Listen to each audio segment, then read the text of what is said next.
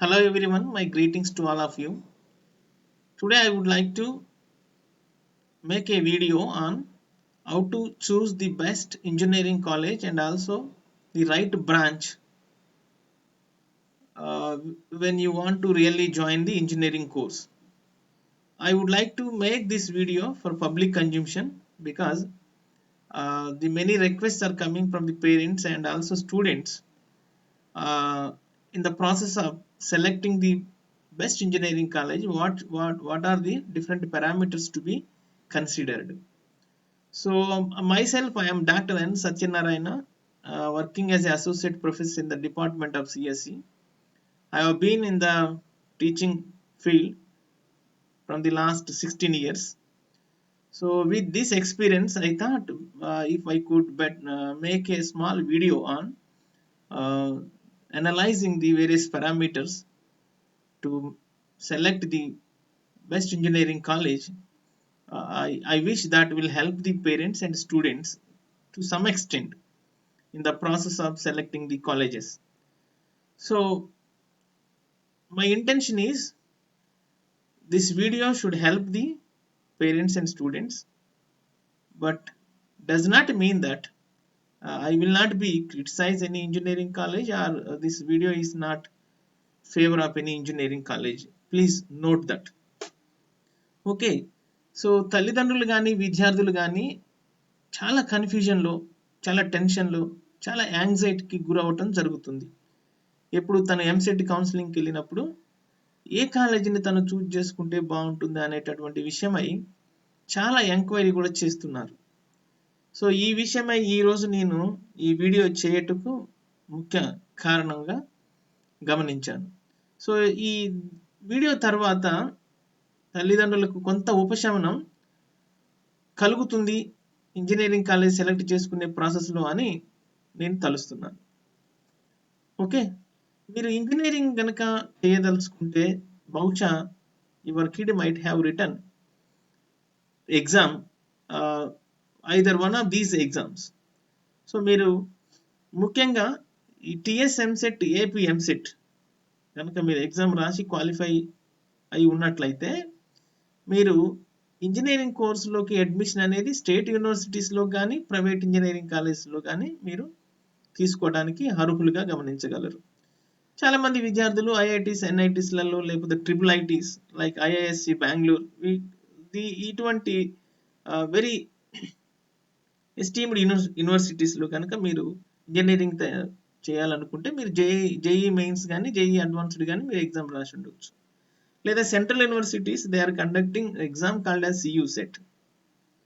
So apart from this 1 to 4 మీరు కనుక private deemed యూనివర్సిటీస్‌లో గనుక మీరు ఇంజినీరింగ్ గనుక చేయదలుచుకుంటే ఈ ప్రైవేట్ యూనివర్సిటీ వాళ్ళు మీరు చూడండి, వాళ్ళు వాళ్ళ ఓన్‌గా ఒక ఎగ్జామ్ కండక్ట్ చేయడం జరుగుతుంది. ఫర్ ఎగ్జాంపుల్ మీరు బిట్స్ పిలానీలో if you really want to get the admission you have to appear for the BITSAT examination. Its being purely conducted by the university themselves. దీంట్లో గవర్నమెంట్ యొక్క ప్రమేయం ఉండదు. సో మీరు private engineering కాలేజెస్‌లో గనుక, యూనివర్సిటీస్‌లో గనుక చేయాలి అనుకుంటే మీరు ఏ యూనివర్సిటీలో చేయాలనుకుంటున్నారో దాన్ని సెలెక్ట్ చేసుకొని దాని కరస్పాండింగ్ ఎగ్జామ్ మీరు రాసి ఉండొచ్చు. సో వీట్లలో ముఖ్యంగా ఈరోజు నేను ఈ టీఎస్ ఎంసెట్, ఏపీ ఎంసెట్ రాసినటువంటి పిల్లలకు కొంత హెల్ప్ చేయాలి అని భావిస్తున్నాను. స్టేట్ యూనివర్సిటీస్‌లో మీకు అడ్మిషన్ కావాలి అనంటే you know that the state universities are offering engineering courses, fine, like JNTH, Usmania University, okay. But మీకు ఎంసెట్ ర్యాంక్ అనేది they expect your EAMCET rank to be below 10,000 or 20,000 based on the reservation, okay. So you may get the admission, but today my focus is on private engineering colleges.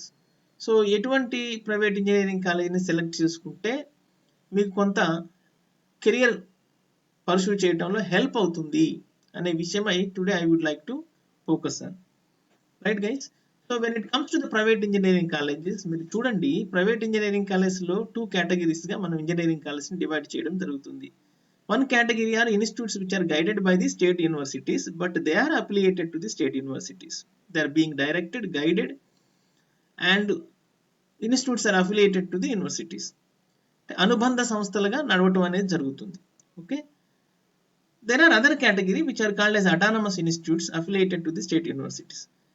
మీరు ఏదైనా engineering college select చేసుకున్నప్పుడు అది మీరు autonomous ఇన్స్టిట్యూటా, affiliated to యూనివర్సిటీనా, లేకపోతే పూర్తిగా university పరిధిలోనే నడుస్తుందా అని మీరు ఎంక్వైరీ చేయాల్సి ఉంటుంది. డిఫరెన్స్ ఏంటి అని అంటే, అటానమస్ ఇన్స్టిట్యూట్స్ అని అంటే వాళ్ళు మేమే ఎగ్జామ్స్ కండక్ట్ చేసుకొని మేమే ఎగ్జామ్స్ ఎవాల్యుయేట్ చేసుకుంటాం, మేము మాకంటూ కొంత సిలబస్ ఫ్రేమ్ చేసుకోవడానికి కొంత ఫ్రీడమ్ ఇవ్వండి, మారుతున్నటువంటి టెక్నాలజీ ప్రకారం ఇంజనీరింగ్ కోర్సులో కొంత సిలబస్ని మేము మాడిఫై చేసుకుంటాం, మేము యూనివర్సిటీ ఏది చెప్తే అది కాకుండా కొంత మాకు ఫ్లెక్సిబిలిటీ ఇవ్వండి అని చెప్పేసి యూనివర్సిటీకి వాళ్ళు అప్లై చేసుకుంటారు. అప్లై చేసుకున్నప్పుడు వాళ్ళ దగ్గర నిజంగా సొంతగా ఆర్గనైజేషన్ని రన్ చేసుకునేటటువంటి క్యాపబిలిటీ, ఎబిలిటీ ఉందా లేదా అనేది ఈ యూనివర్సిటీ, స్టేట్ యూనివర్సిటీస్ తనిఖీలు చేసి ధృవీకరించడం జరుగుతుంది. Means whether the institute is able to run on itself, they are able to conduct the examination, they are able to conduct evaluate the examinations, whether they are really good, if they have given the freedom to change the syllabus, is there technical staff, sufficient technical staff is there to do that process or not అనేది verify చేయటం జరుగుతుంది. కాబట్టి ఇదంతా జరిగి autonomous status అనేది ఒక ఇన్స్టిట్యూట్కి, private engineering కాలేజీకి ఇచ్చినారు అని అంటే, ఇన్ జనరల్ మీరు at the outset you can feel that autonomous ఇన్స్టిట్యూట్స్లో కొంత ఇన్ ద సెన్స్ ఏదో కొంత స్టాండర్డ్ ఉంది కాబట్టి స్టేట్ యూనివర్సిటీ వెరిఫై చేసి వాళ్ళకి ఒక స్టేటస్ ఇచ్చింది అని మీరు అనుకోవచ్చు. అంత మాత్రం అటానమస్ ఇన్స్టిట్యూట్స్లోకి వెళ్ళాలి అనే నా ఉద్దేశం కాదు, కానీ కొంత అవుట్ సెట్లో మీరు తెలుసుకోవాల్సింది ఏంటంటే, అటానమస్ ఇన్స్టిట్యూట్స్ అనేవి వాళ్ళకంటూ ఒక ఓన్ స్టాండర్డ్స్ ఉన్నాయి కాబట్టి స్టేట్ యూనివర్సిటీస్ పర్మిషన్ ఇచ్చినాయి అనేది తెలుసుకోవాలి. అటానమస్ ఇన్స్టిట్యూట్స్కి 100% ఫ్రీడమ్ ఏమి ఉండదు, కొంత ఫ్రీడమ్ ఉంటుంది, వాళ్ళ ఓన్గా కొన్ని పాలసీస్ ఇంప్లిమెంట్ చేసుకోగలరు. So at the out set మీరు అటానమస్ ఇన్స్టిట్యూట్స్ జాబితాలో ఉంటే happy. Okay, if the institute is autonomous institute, okay, when you select the college, okay fine. It does not mean that you should not seek the admission in the non-autonomous colleges. There are non-autonomous colleges. They want to work under the guidance of the JNTH. Still, these are quality educational institutes. Okay, autonomous కానంత మాత్రమే కొంతమందికి ఇష్టం ఉండదు, ఎందుకు మనం ఓన్గా run చేసుకోవడం, difficulties arise అవుతాయి కదా, అందుకని చెప్పేసి మంచి ఇన్స్టిట్యూట్స్ కూడా ఎప్పుడు కూడా they want to be under the state universities. అలా కూడా కొన్ని ఇన్స్టిట్యూట్స్ ఉంటాయి. Okay right. హౌవెవర్ మరి దీంట్లో ఏ ఇన్స్టిట్యూట్స్ నేను సెలెక్ట్ చేసుకోవాలనేది మన తక్షణ కర్తవ్యం, రైట్. అయితే ఇన్స్టిట్యూట్ సెలెక్ట్ చేసుకోవటం కంటే ముందు కూడా నేను గమనించినటువంటి విషయాలు ఏంటంటే, మీరు ఈ బీటెక్ కోర్సులోకి జాయిన్ కావటానికి ది ప్రైమరీ పర్పస్ అనేది మీకు తెలిసి ఉండాలి. Okay, the parent and student must know what is the purpose of joining the BTech course, and after completion of this BTech course what you would like to do after. Okay fine. అది కనుక మీకు క్లియర్గా ఉన్నట్లయితే మీరు engineering college select చేసుకునే ప్రాసెస్లో మీరు కొంత స్ట్రెస్ గురి కాకుండా ఉండే అవకాశం పుష్కలంగా ఉంది. అందుకని నేను ఇక్కడ 5 పాయింట్స్ రైట్ చేయడం జరిగింది. ఫస్ట్ పాయింట్ ఏం చెప్తున్నానంటే, మీరు నిజంగా బీటెక్ అనేది అయిపోయిన వెంటనే జాబ్ చేయాలి అని మీరు అనుకుంటున్నారు, మీ పాప కానీ బాబు కానీ జాబ్ చేయాలి, ఆర్థికంగా మీరు వెనకబడిపోయి ఉన్నారు, ఇప్పటికే చాలా కష్టపడ్డారు, ఇంత మట్టుకు మీరు ఫైనాన్స్ చేసినారు, పిల్లలకు అప్పుల్లో ఉన్నారు, కనుక ఏదో ఒక కారణం because of some reason you want your kid to pursue the job immediately after completion of this BTech course. అది కనుక మీ కర్తవ్యం అయితే నేను ఈ విషయంపై స్పందించడానికి సిద్ధంగా ఉన్నాను. ఓకే, నెక్స్ట్ ఫర్దర్ డిస్కషన్ అంతా కూడా నేను ఫస్ట్ పాయింట్ మీదనే చేస్తాను. Okay, second point, if you see some students want to write GATE examination or CAT examination, they will do the BTech, they want to do the PG.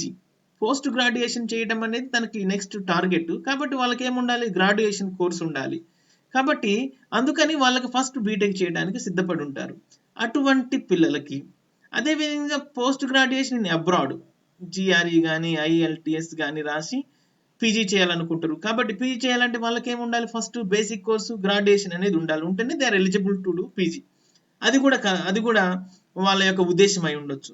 Somebody want to start the business immediately after getting completion of the BTech course, వాళ్ళు తక్షణమే వ్యాపారం చేయదలుచుకొని ఉంటారు.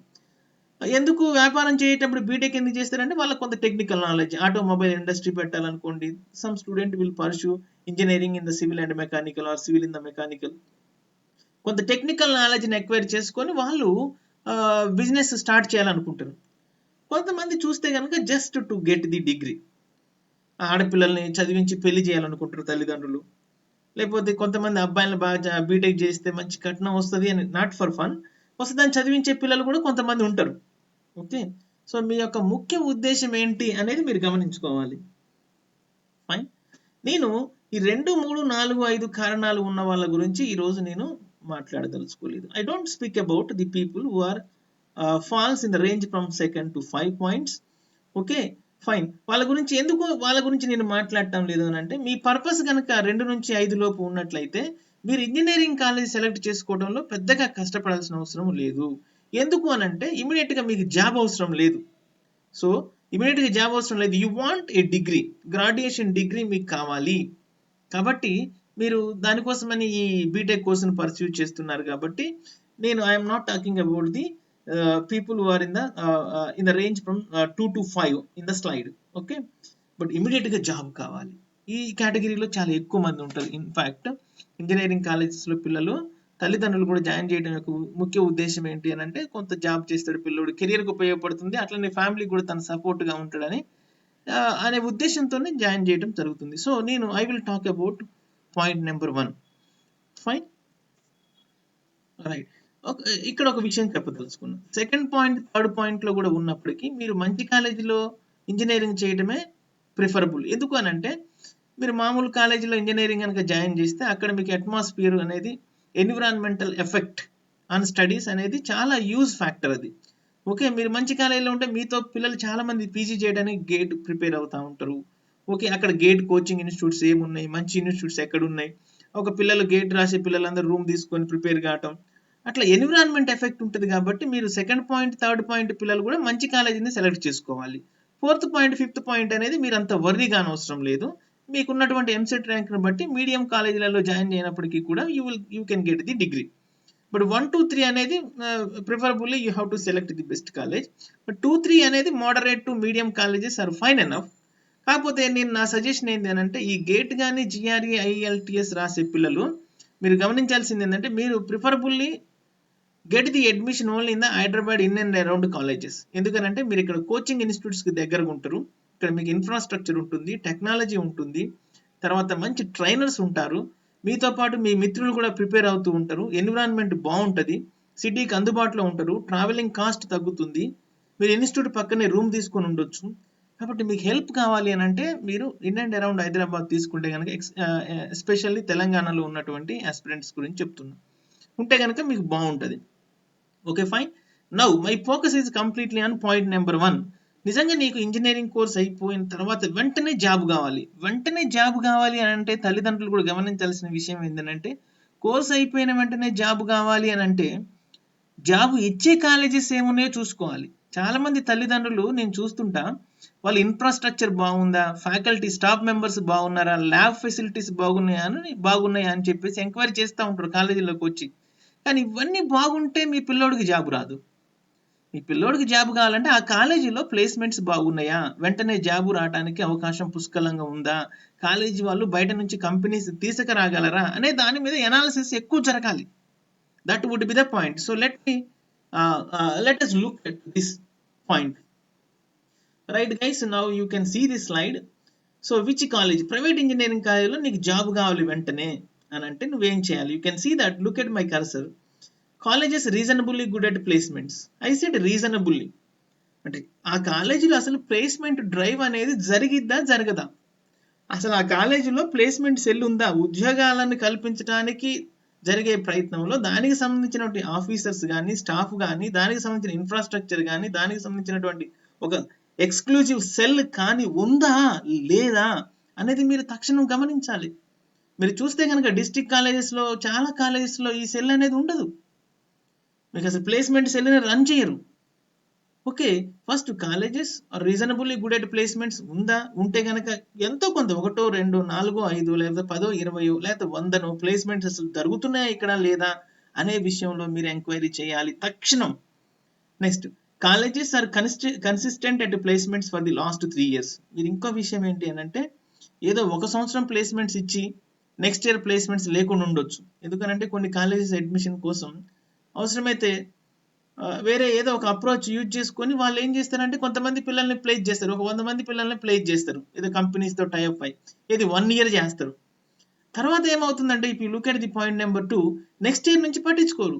అప్పటి నుంచి వాళ్ళకి admissions వస్తాయి, placements ఉన్నాయి, ఇక్కడ లాస్ట్ ఇయర్ 100 మందికి జాబులు వచ్చినాయి అని ఫ్లోలో చాలా మంది పిల్లలు జాయిన్ అవుతూ ఉంటారు. కాబట్టి ఆ ట్రాప్లో మీరు పేరెంట్స్ పడకూడదు. మీరు whether the college is consistent at placements for the last 3 years are not అనేది మీరు ఎక్స్క్లూజివ్గా తనిఖీ చేసుకోవాలి.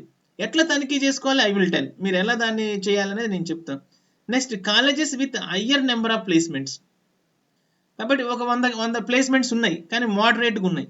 కానీ మనకి కావాల్సింది ఏంటి? ప్లేస్మెంట్ కంపల్సరీ కావాలి మన పిల్లోడికి. మనకి ఆర్థిక పరిస్థితి బాగోలేదు, ఇంకా మనం చదివించలేము, హయ్యర్ ఎడ్యుకేషన్ పంపలేము, తర్వాత ఇంట్లో ఆర్థికపరమైనటువంటి ఇబ్బందులు ఉన్నాయి.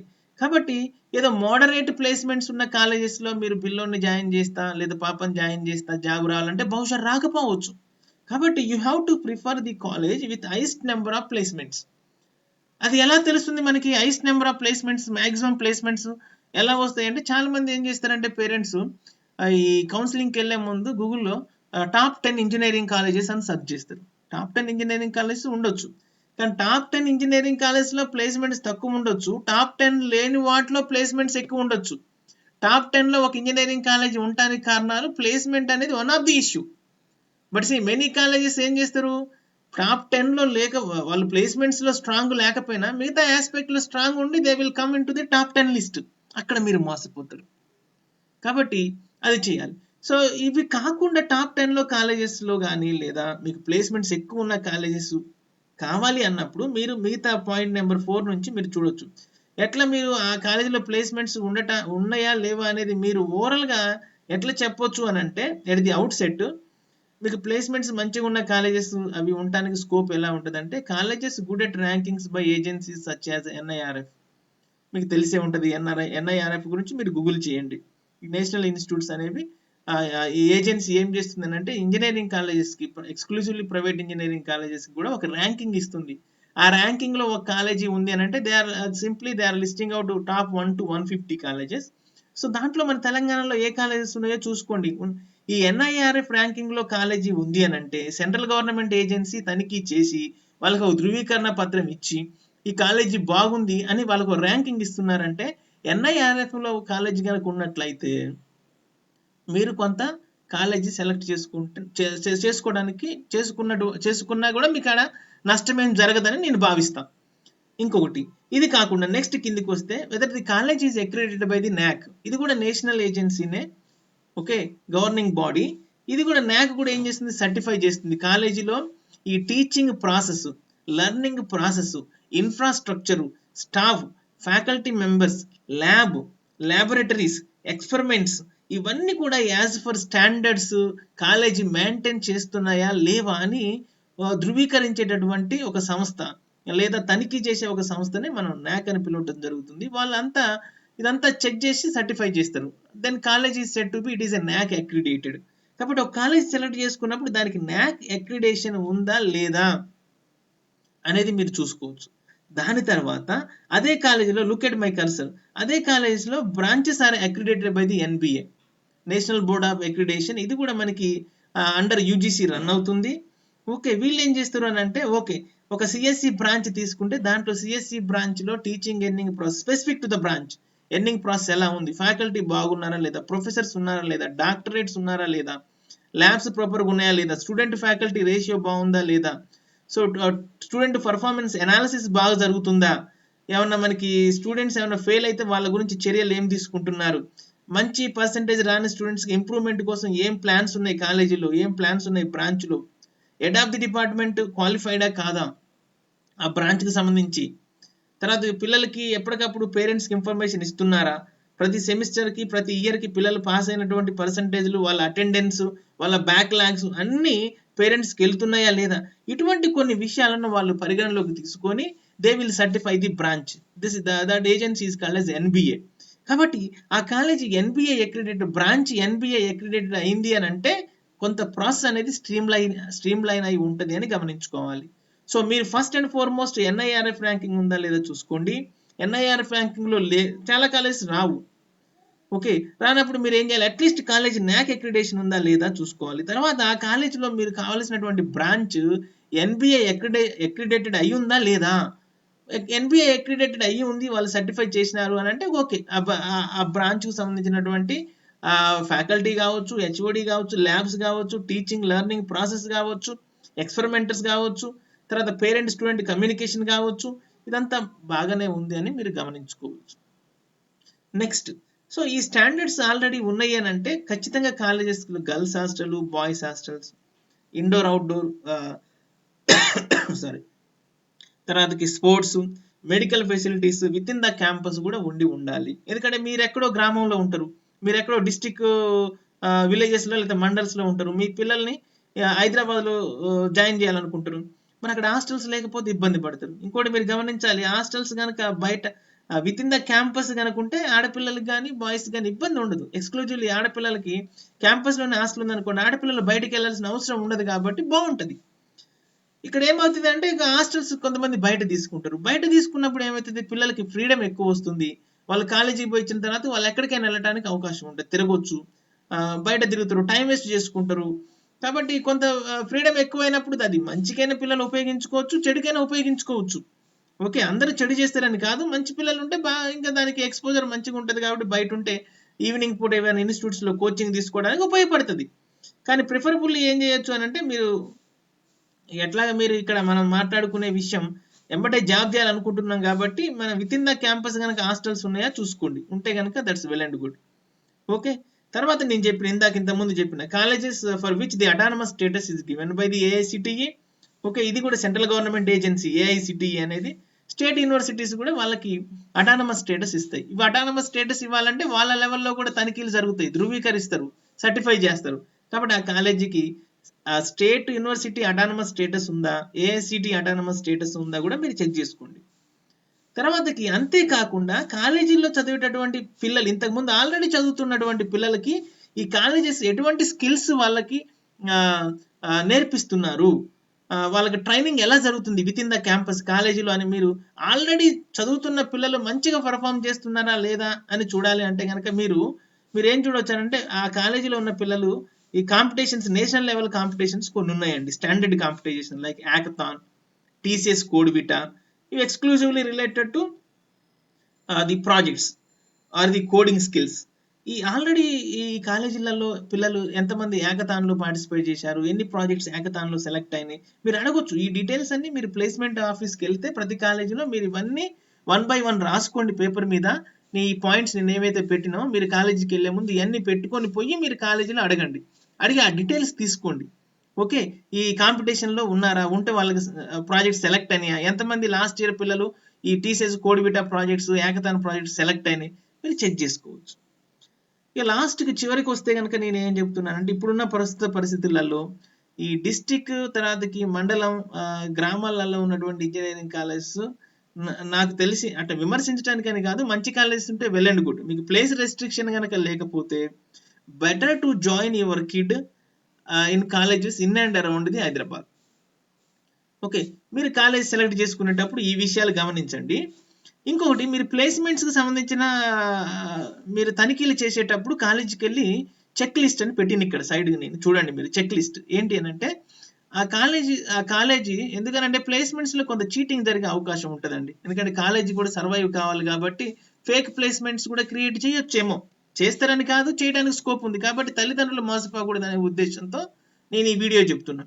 ఒకటి, మీరు లిస్ట్ ఆఫ్ కంపెనీస్ కొలాబరేటెడ్, ఆ ఇంజనీరింగ్ కాలేజీ ఏ కంపెనీస్తో కొలాబరేట్ అయి ఉంది అంటే కొలాబరేషన్ ఇన్ ద సెన్స్ వాళ్ళు ప్రతి సంవత్సరం వచ్చి ఈ కాలేజీలో ఒక 100 మందినో 200 మందినో కంపల్సరీ పిల్లల్ని సెలెక్ట్ చేసుకోవాలనే ఒక అగ్రిమెంట్, మ్యూచువల్ అగ్రిమెంట్ అనేది జరుగుతుంది కాలేజీకోను ఇండస్ట్రీకి మధ్యలో.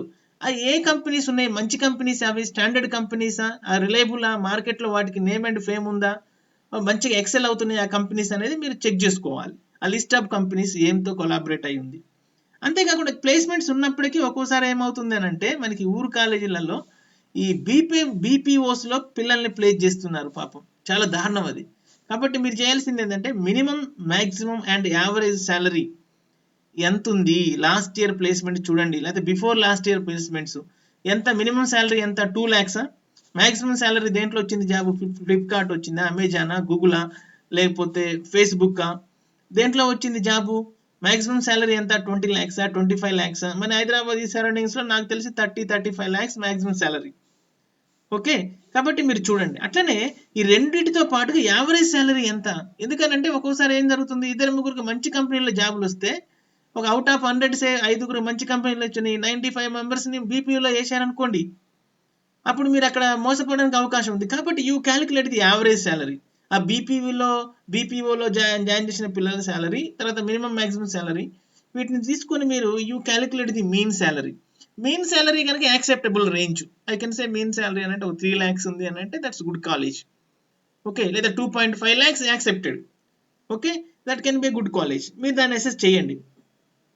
ఎంతమంది జాబులు ఇస్తున్నారండి ప్రతి సంవత్సరం, ఇంటేక్ ఎంత ఉంది ఒక కాలేజీలో, ఇంటేక్ ప్రతి సంవత్సరం 1200 మంది ఉన్నారనుకోండి, అవుట్ ఆఫ్ 1200 స్టూడెంట్స్ ఆ సంవత్సరం బయటకు వెళ్తే ఎంతమందికి జాబ్ వస్తుంది ఆ కాలేజీలో చెక్ చేయండి. అవుట్ ఆఫ్ 1200 800, 900, 500, 400, 600 చెక్ చేయండి. తర్వాతకి number of students placed specific to the branch. ఒక్కోసారి ఏమైందంటే మీ బాబు ఏమో సివిల్ మెకానికల్లో జాయిన్ కావాలనుకుంటారు, మీరు మంచి కాలేజీ పట్టుకుంటారు, కానీ ఆ కాలేజీలో సివిల్ మెకానికల్కి జాబులు ఉండవు, ఓన్లీ సిఎస్ఐటికి జాబులు ఉండొచ్చు. మీరు సిఎస్సిఐటికి లేకపోతే సిఎస్ఐటి బ్రాంచ్ జాయిన్ చేస్తే కనుక ఓకే వాడికి జాబ్ వస్తుంది, కానీ సివిల్ మెకానికల్లో జాయిన్ చేసినారు అనుకోండి, then it will be difficult for this guy to get the job. జాబులు ఉంటాయి కానీ ఆ బ్రాంచ్కి ఉండకపోవచ్చు. కాబట్టి మీకు సంబంధించిన బ్రాంచ్లో దేంట్లో అయితే జాయిన్ కావాలనుకుంటున్నారు దానిలో ఎంతమందికి జాబ్ వచ్చింది last year, before last year, ఆ బిఫోర్ లాస్ట్ ఇయర్ గుర్తుపెట్టుకోండి, మర్చిపోకండి. లాస్ట్ 3 years చెక్ చేయండి, లాస్ట్ ఇయరే కాదు. తర్వాతకి ఈ నెంబర్స్ ఉంటాయండి, ఇవన్నీ నెంబర్స్ ఉంటాయి, గుర్తుపెట్టుకోండి. మీకు పేపర్ మీద, ప్లెయిన్ పేపర్ మీద ప్లేస్మెంట్ ఆఫీస్లో నెంబర్స్ చూపించవచ్చు. కాబట్టి నెంబర్ గేమ్లో మీరు పడిపోకుండా you ask them appointment orders and joining letters from the companies ఇచ్చిన అపాయింట్మెంట్ ఆర్డర్స్, పిల్లలు ఇచ్చినటువంటి జాయినింగ్ లెటర్స్, ఈ ప్లేస్మెంట్ ఆఫీస్లో ఎప్పుడు కూడా వాళ్ళు ఈ ఏజెన్సీస్ అప్పుడప్పుడు వెరిఫై చేస్తాయని చెప్పిన కదా, ఎన్ఐఆర్ఎఫ్ కానీ, ఎన్బిఏ కానీ, ఏఐసిటి కానీ, న్యాక్ కానీ, వాళ్ళ కోసం భద్రపరుస్తారండి. కాబట్టి ప్లేస్మెంట్ ఆఫీస్లో తల్లిదండ్రులకు జస్ట్ చూడటానికి తప్పులేదు, మీరు అడగండి. ఓకే 100 మంది ప్లేస్ అయ్యారు, జాయినింగ్ లెటర్స్ ఎంతమంది ఉన్నాయండి, అపాయింట్మెంట్ ఆర్డర్ 100 మందికి వచ్చిందా. ఒక్కోసారి ఏమైందంటే కంపెనీతో టైఅప్ అవుతారు, వాళ్ళు పిల్లలకి అపాయింట్మెంట్ ఆర్డర్స్ ఇస్తారు కానీ జాయినింగ్ ఆర్డర్ పంపిరు, పిల్లలు వెయిట్ చేస్తూ ఉంటారు, వెయిటింగ్ లోనే ఉండిపోతారు. ఎందుకంటే కాలేజీ వాళ్ళు మేబీ ఒకసారి కంపెనీ ఫాల్ట్ అయి ఉండొచ్చు, ఒక్కోసారి కాలేజీ ఫాల్ట్ అయి ఉండొచ్చు. కంపెనీ మాకు ప్రాజెక్ట్ లేదండి కాబట్టి మేము ఈ సంవత్సరం జాయినింగ్ ఆర్డర్ ఇవ్వలేము, నెక్స్ట్ ఇయర్ ఇస్తామంటారు. నెక్స్ట్ ఇయర్ దాకా బాబు కూర్చొని ఉండలేడు కదా, పాప ఇంటికాడ ఉండలేదు కదా. కాబట్టి మీరు ప్లేస్మెంట్స్కి related appointment orders, joining letters check చేయండి ప్రతి కాలేజీలో. ఓకే, ఈ విషయాలను మీరు దృష్టిలో పెట్టుకోండి, ఏది కాలేజీ పికప్ చేయాలనుకున్నప్పుడు. తర్వాత మీరు బ్రాంచ్ విషయానికి వస్తే, ఆ కాలేజీలో ఏ బ్రాంచ్ చేయాలనుకుంటున్నారు అనేది, మీరు ఏ టైప్ ఆఫ్ జాబ్ చేయాలనుకుంటున్నారనే దాని మీద ఆధారపడి ఉంటుందండి. మీరు సాఫ్ట్వేర్ జాబ్ చేయాలనుకుంటున్నారా, civil services prepare group 1, group 2, లేకపోతే ఇండియన్ అడ్మినిస్ట్రేటివ్ సర్వీసెస్ వాటికి వెళ్దాం అనుకుంటున్నారా, గవర్నమెంట్ సెక్టార్కి వెళ్దాం అనుకుంటున్నారా అనేది గమనించాలి. ఓకే, నేను సివిల్ సర్వీసెస్, గవర్నమెంట్ సెక్టార్ గురించి ఎక్కువ మాట్లాడానండి, ఎందుకంటే I belongs to computer science. Civil services కానీ, గవర్నమెంట్ సెక్టార్ కానీ మీరు వెళ్ళాలనుకున్నప్పుడు మీకు triple ECE, civil, mechanical, okay ఇవి సూటబుల్ కోర్సెస్. గవర్నమెంట్ సెక్టార్కి ప్యూర్ ట్రిపుల్ ఈసీఈ బాగా పనిచేస్తుందని అంటున్నారు. అండ్ సివిల్ సర్వీసెస్కి వెళ్ళేటప్పటికి మీరు ఏ బ్రాంచ్ చేసినా పర్వాలేదు, in fact CSE, IT, civil, mechanical ఏది చేసినప్పటికీ పర్వాలేదు. మీరు సివిల్ సర్వీసెస్, గవర్నమెంట్ సెక్టార్కి వెళ్ళాలనుకున్నప్పుడు పెద్ద ఇష్యూ కాదు, మీకు కావాల్సింది గ్రాడ్యుయేషన్ డిగ్రీనే. కాబట్టి మీరు ఏ కోర్స్ జాయిన్ అయినా మీకు కావాల్సిన దాని మీద మీరు ప్రిపేర్ కావచ్చు, కోచింగ్ తీసుకుంటూ ప్రిపేర్ అవుతూ ఉండొచ్చు. ఈ సాఫ్ట్వేర్ జాబ్ కావాలి అన్నప్పుడు మాత్రం ఎక్కువ స్కోప్ ఉంది, అట్లనే అందరికి రాదని కాదండి, గమనించాలి మీరు. ఎక్కువ స్కోప్ ఎవరుకుంటుంది అంటే CSC students, IT students, CSIT students will be given the priority. కాకపోతే ఈ సాఫ్ట్వేర్ స్కిల్స్ వాళ్ళని టెస్ట్ చేస్తున్నప్పుడు మనం ఓకే ఈ సాఫ్ట్వేర్ స్కిల్స్ని కనుక మనం టెస్ట్ చేస్తున్నప్పుడు ఈ triple ECE, civil, mechanical students కూడా బాగా పర్ఫామ్ చేసినట్లయితే వాళ్ళకు కూడా సాఫ్ట్వేర్ జాబ్ వస్తుంది. There are colleges in which even triple ECE, civil, mechanical students also performing well in the performing well in the sense they are securing the software jobs, అది కూడా మీరు గమనించాలి. అయితే బ్రాంచ్ సెలెక్షన్ విషయంలో స్పెసిఫిక్గా మీరు ఎట్లా మీరు ఏ బ్రాంచ్ బాగుంటుంది ఆ కాలేజీలో అని మీరు అనుకుంటారంటే, మీరు చూడండి బ్రాంచ్ సెలెక్షన్కి నేను ఇక్కడ రాసిన లాస్ట్ ఇయర్ లీస్ట్ ర్యాంక్ ఎంత ఉంది, హైయెస్ట్ ర్యాంక్ ఎంత ఉందో చూడండి. మీరు ఒక కాలేజ్ ఎక్స్ కాలేజ్ సెలెక్ట్ చేసుకున్నారు, ఆ ఎక్స్ కాలేజీలో మీరు ఆఫీస్కి వెళ్ళి అడిగితే చెప్తున్నారు, లేదా మీరు గూగుల్ చేస్తే ఎవ్రీథింగ్ ఈజ్ అవైలబుల్. ఎక్స్ కాలేజీలో సిఎస్సి బ్రాంచ్ జాయిన్ అవుతాం అనుకుంటున్నారు, సిఎస్సి ర్యాంకు లీస్ట్ ర్యాంక్ ఎంత 1000, హైయెస్ట్ ర్యాంక్ ఎంత 10,000. అదే ఆ రేంజ్ అనేది ఇంపార్టెంట్. మంచి కాలేజెస్ అని మనకి మనం జడ్జ్ చేయకుండా, గతంలో పేరెంట్స్ స్టూడెంట్స్ ఆల్రెడీ స్ట్రగుల్ చేసి వాళ్ళ ఎక్స్పీరియన్స్ పుటప్ చేసి వాళ్ళు కొంత సెలక్షన్ ప్రాసెస్లో ఇన్వాల్వ్ అయి ఉన్నారు కాబట్టి వాళ్ళ ఫీడ్బ్యాక్ని మనం ఎక్నాలెడ్జ్ చేయొచ్చు. అంటే ఒక కాలేజీలో లీస్ట్ ర్యాంక్ 1000 ఉండి హైయెస్ట్ ర్యాంక్ 5000 ఉంది with regard of branch CSC. గుర్తుపెట్టుకోండి, సిఎస్సికి మాత్రము లీస్ట్ ర్యాంక్ 1000, హైయెస్ట్ ర్యాంక్ 5000. అంటే 1000 నుంచి 5000 మధ్యలోనే ఆ కాలేజీలో సిఎస్సి అయిపోతుంది అని అంటే the best rankers are opting CSC branch in that particular college. కాబట్టి వాళ్ళు ఆల్రెడీ కొంత ఎక్స్పీరియన్స్ పుటప్ చేసి ఉంటారు కాబట్టి మనం we can acknowledge their experience.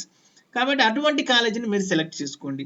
అంతేగాని ఒక కాలేజీలో లీస్ట్ ర్యాంకు 80,000 దగ్గర స్టార్ట్ అవుతుంది, highest rank maximum qualified rank 1,20,000 అయితే 1,20,000 దాకా ఉందనుకోండి, అంటే దాని అర్థం ఏంటిది, ఇక మిగతా కాలేజీలలో వాళ్ళకి అడ్మిషన్ రాక పోవటం వల్ల హైయెస్ట్ ర్యాంక్ ఉన్నప్పటికీ దాంట్లో అడ్మిషన్ వస్తుందని అంటే best students are not preferring that college అని మీరు గమనించుకోవాలి. కాబట్టి మీకు ఇక్కడ ప్రాబ్లం వస్తుంది, మీ పిల్లోడికి అంత ర్యాంకు రాకపోయి ఉండొచ్చు. ఒకవేళ ఒక కాలేజ్ మంచి కాలేజ్ సిఎస్సిలో జాయిన్ చేయాలి, 1 to 5,000 మీరు రాలేదు, మీరు కనుక ఫైనాన్షియల్గా స్ట్రాంగ్ ఉండి మీరు ఎఫర్ట్ చేయగలిగితే వేరే కాలేజీలో జాయిన్ కాకుండా ఇమీడియట్గా జాబ్ కావాలి అనుకున్నప్పుడు ఫైనాన్షియల్గా మీరు ఫిట్ ఉండకపోయి ఉండొచ్చు, కానీ పెట్టగలిగితే మీరు మంచి కాలేజీలో మేనేజ్మెంట్ కోటాలోనే జాయిన్ కావచ్చు అండి, అదొకటి గమనించాలి. But I'm not suggesting you to join, but there is a privilege that you can get the still admission into that course. And placements specific to the branch. మీరు చూడండి, ఒక కాలేజీని సెలెక్ట్ చేసుకున్నప్పుడు ఆ కాలేజీలో ఒక బ్రాంచ్ని సెలెక్ట్ చేసుకున్నప్పుడు ఆ బ్రాంచ్లో ఎన్ని ప్లేస్మెంట్స్ వచ్చినాయి, placements specific to the branch. Okay, in the sense CSC అనుకోండి, సాఫ్ట్వేర్ జాబ్స్ ఎన్ని వచ్చినాయి. ఒకవేళ మీరు ఈసీఈ తీసుకున్నారు, ఈసీఈ వచ్చినప్పుడు ఏమవుతుంది, ఈసీ వాళ్ళకి సాఫ్ట్వేర్ జాబ్స్ వస్తాయి, అదేవిధంగా అదర్ కోర్ కంపెనీస్లో కూడా జాబ్స్ రావడానికి అవకాశం ఉంది. కాబట్టి ఈసీఈ తీసుకుంటే ఆ ఈసీఈలో జాయిన్ కావాలనుకుంటున్నారు, ఆ ఈసీఈలో సాఫ్ట్వేర్ జాబ్స్ ఎన్ని వచ్చినాయి లాస్ట్ ఇయర్ వెళ్ళిపోయినటువంటి పిల్లలకి. ఈసీఈ వాళ్ళకి 2 బ్రాంచ్లు ఉన్నాయి అనుకోండి, 120 స్టూడెంట్స్ ఉంటారు. ఈ 120 స్టూడెంట్ లాస్ట్ ఇయర్ ఈసీఈ చదివితే ఆ కాలేజీలో ఎంతమంది సాఫ్ట్వేర్ జాబ్స్ వచ్చినాయి, ఎంతమందికి కోర్ కంపెనీలో జాబ్ వచ్చిందో చెక్ చేసుకోండి. 120లో ఒక 10 మంది ఉన్నారనుకోండి, తక్కువ ఉన్నట్టు. అలాంటప్పుడు మీకు ఎట్లా సాఫ్ట్వేర్ జాబ్ లేదా ఏదో ఒక జాబ్ చేయాలనుకున్నప్పుడు మీరు అప్పుడు ఏం చేయాలి, సిఎస్సిలో ఎక్కువ ఉండొచ్చు. అవుట్ ఆఫ్ 120 80 మెంబర్స్ ప్లేస్ అయ్యారండి, కాబట్టి సిఎస్సి ప్రిఫర్ చేయండి ఆ కాలేజీలో. I hope you are getting me. So అలా మీరు స్పెసిఫిక్ టు ద బ్రాంచ్ అనేది అనాలిసిస్ చేయాల్సి ఉంటుంది. సో మీరు గమనించగలరు, కాలేజీ సెలెక్ట్ చేసుకోండి based on these all points. Okay, then select the branch based on the ranks which are starting rank and highest rank last year has been admitted in the college regarding that course or that branch, అది మీరు check చేసుకోండి. తర్వాత ఆ particular కోర్సుకి నేను చెప్పిన NBI accreditation ఉందా, placements ఎన్ని వచ్చినాయి ఆ పర్టికులర్ కోర్సులో ఉన్న స్టూడెంట్స్కి, ఇంటేక్ ఎంత ఉంది, ఎంతమందికి వచ్చింది జాబ్, అది మీరు చెక్ చేసుకోండి. ఓకే గైస్, ఈ ఇన్ఫర్మేషన్ అనేది I hope definitely this will help you to select the college as well as the branch. Okay, మీకు ఇంకా ఏదైనా ఇన్ఫర్మేషన్ కావాలన్నా నేను మీకు ఒక విషయం చెప్పదలుచుకున్నాను. At the end of this session I would like to tell you that this is my YouTube channel in which I will be doing general videos as well as the computer science engineering subject videos. Like when your kid joins in the first year course, you can see the kid is expected to pursue the course like programming, C programming, data structures, all such courses related stuff, materials, videos also will be available in my YouTube channel. మీకు ఇది నచ్చినట్టయితే, ఉపయోగపడుతుందని మీరు అనుకున్నట్టయితే please don't forget to subscribe this channel. Okay, Thank you guys. I will meet you once again with other topic. Thank you.